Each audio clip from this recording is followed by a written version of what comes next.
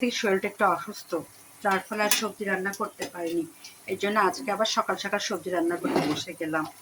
এই দেখুন, এই সবজি আমি রান্না করব চিংড়ি মাছ দিয়ে, আলু দিয়ে, গাজর দিয়ে, সিম দিয়ে, টমেটো দিয়ে।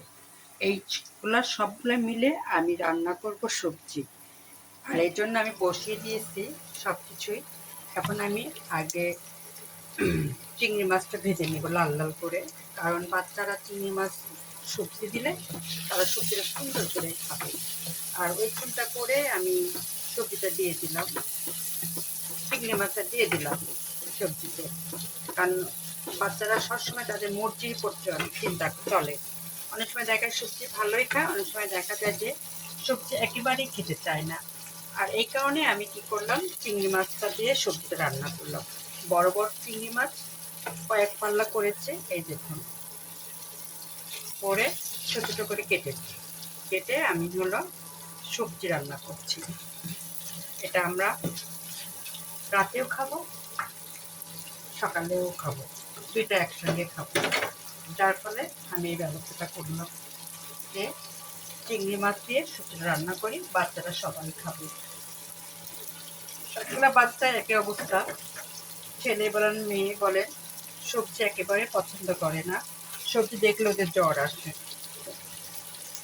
এই জ্বর আসা থেকে রক্ষা করার জন্য এই চিংড়ি মাছটা দিলাম, যাতে সবজিটা চিংড়ি মাছ দেখে দেখে সবজি খায়। কারণ সবজিটা অবশ্যই শরীরের জন্য পুষ্টি।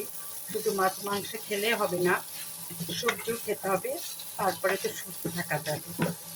এই জন্য আমি কী করলাম, একটু চালাকি করে চিংড়ি দিয়ে দিয়েছি, যাতে বাচ্চারা সবাই সবজিটা খায়। এতে বাচ্চারা কোনো ঝামেলা করবে না, চিংড়ি দেখায় তাদের খাওয়ানো যাবে সবজি। প্রথমে আমি কিছু চিংড়ি মাছ একটু ভেজে নিয়েছি, তারপরে আমি সবজিগুলো এক এক করে দিচ্ছি। কিন্তু গাজর একটু শক্ত, এই জন্য গাজর আগে দিলাম, আলুটাও দিয়ে দিলাম, আলুটাও সিদ্ধ হতে হবে। আর সিম আর টমেটো একটু পরে দিব, তাতে কি হবে, আমার সিম আর টমেটোটা সুন্দর গোটা গোটা থাকবে। এই জন্য আমি চিন্তা করলাম সিম আর টমেটো পরে দিই, গাজর আর আলু দিয়ে চিংড়ি মাছটা একটু আমি ভাজতে থাকি। আমি একটু সবজি বেশি রান্না করি, তার একটাই কারণ আমার দুই বেলা খেতে হয়, সকালেও খাই, রাতেও খাই। এই জন্য আমি সবজিটা একটু বেশি রান্না করি। আর আজকের সবজি আমার চিংড়ি দিয়ে শীতের সবগুলা সবজি, গাজর, আলু, টমেটো, সিম, এই তিনটা প্রকার দিয়ে আমি সবজি রান্না করতেছি। আর রান্নার শেষে আমি একটু কাজ করব, বিট লবণ দিব, তাতে আরও মজা হবে সবজিটা। রুটি দিয়েও খেতে ভালো লাগে, আর ভাত দিয়ে খেতে ভালো লাগবে।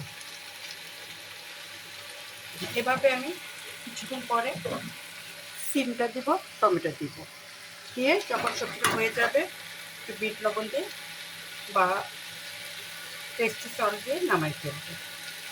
এখানে রাখলাম। আল্লাহ হাফেজ।